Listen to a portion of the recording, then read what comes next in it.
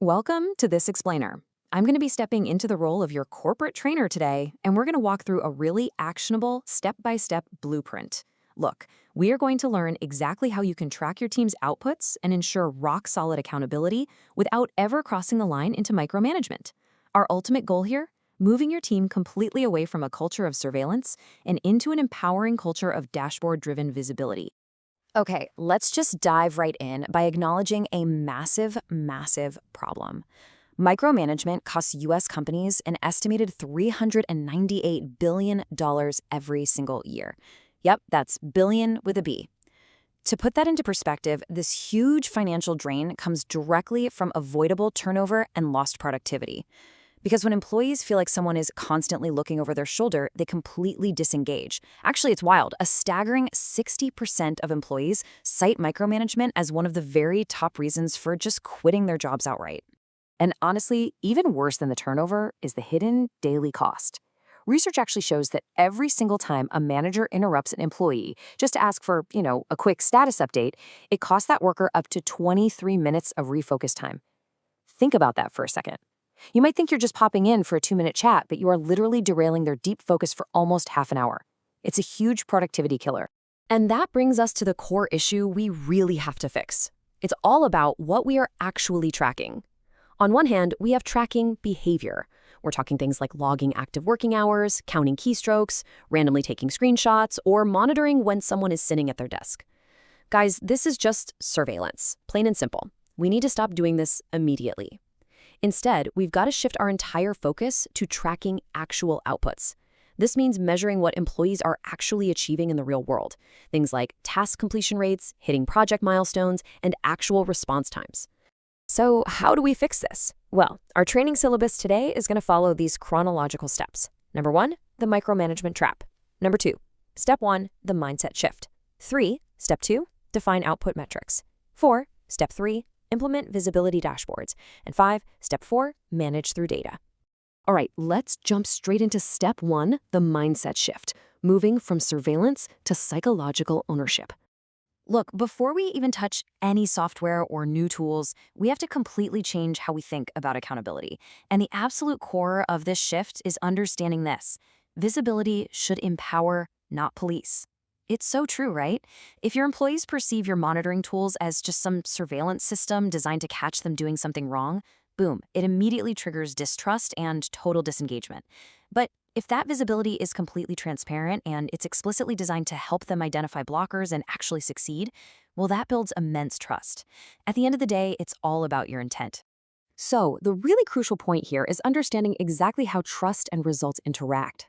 Dr. Amy Edmondson from Harvard Business School explains that you absolutely need 2 things to build a high-performing team. First up is psychological safety, meaning an employee can just do their job, ask questions, or even make honest mistakes without the constant fear of being humiliated or punished. Second, you need accountability. That's a strong internal commitment to upholding standards. When you combine that high psychological safety with high accountability, that is when your team enters the high-performance zone. They aren't apathetic, and they certainly aren't anxious. They are fully empowered. Which leads us nicely to step 2, define output metrics. Because you simply cannot measure what you have not defined. Like I said, you literally cannot measure what you haven't explicitly defined. Before you even think about rolling out any shiny new productivity tools, your team needs to know exactly what success looks like so they can actually self-direct their own work. Now, what makes OKRs, or objectives and key results, so powerful is how they practically force managers to change their approach.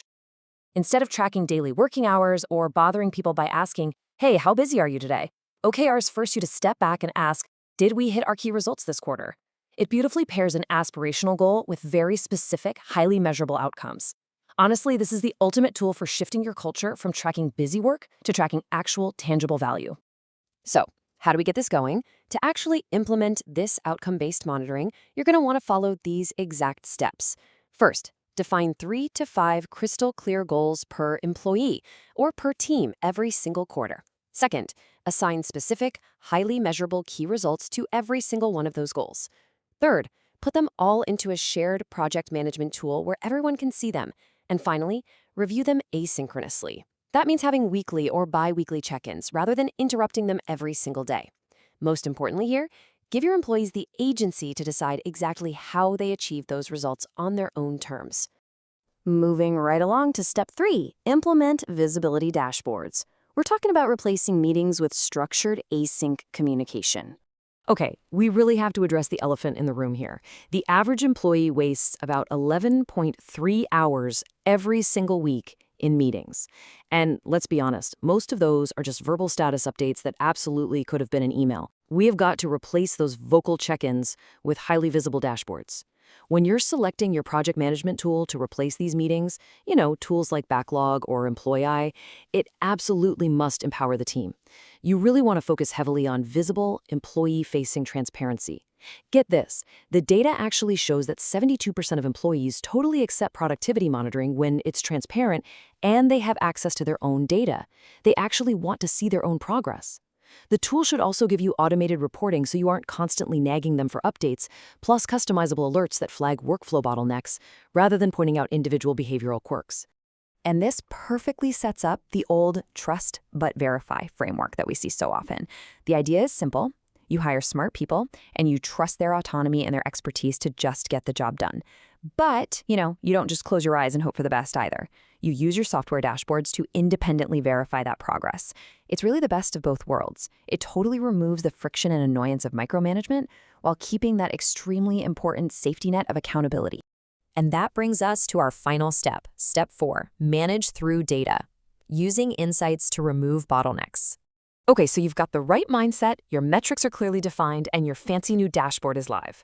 Well, now that it's live, your job is officially no longer to hover over people's shoulders. Your job is to manage through the data to spot those tricky project blockers and proactively clear the path so your team can run fast. I really want you to memorize the matrix we're looking at here. As a manager, you've got to stick strictly to the left side. Rigorously track things like task completion rates against your timelines, project milestone progress, and response times if you're managing client-facing roles. These are your true golden output metrics. Now look at the right side. Completely ignore these invasive, toxic metrics, tracking total keystrokes. That is so easily gamed and completely meaningless. Screenshot frequency, that destroys trust faster than anything else. And tracking bathroom or break duration, no way. That crosses some serious ethical lines.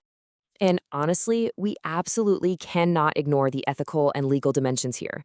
Back in 2021, France actually fined Amazon $35 million for excessively intrusive monitoring of their staff. I mean, they were tracking bathroom breaks in the exact time spent walking around the warehouse. Setting up surveillance that treats your highly professional employees like criminal suspects carries massive legal risks. And beyond the legal stuff, it will absolutely destroy your team's morale overnight. So to wrap up our training explainer today, I really want to leave you with a concrete, actionable challenge. Go ahead and look at your calendar for this week. Ask yourself, what is one recurring status meeting you can completely cancel right now and replace with an asynchronous dashboard update? Just one. Take that step today and immediately start reclaiming your team's focus, their autonomy, and most importantly, their trust. Thanks so much for joining me on this explainer, and good luck out there empowering your teams.